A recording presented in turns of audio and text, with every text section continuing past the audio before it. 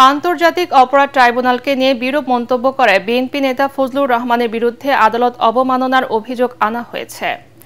রোববার এই বিষয়ে শুনানির দিন ধার্য করা হয়েছে বলে জানিয়েছেন প্রসিকিউটর মিজানুল ইসলাম।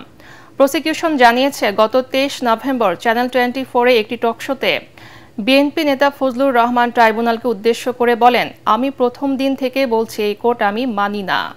প্রসিকিউটর মিজানুল ইসলাম জানান, আন্তর্জাতিক অপরাধ ট্রাইব্যুনাল আইনে বলা আছে, কোনো ব্যক্তি এই ধরনের কর্মকাণ্ড করলে তার বিরুদ্ধে ট্রাইব্যুনাল ব্যবস্থা নিতে পারবে।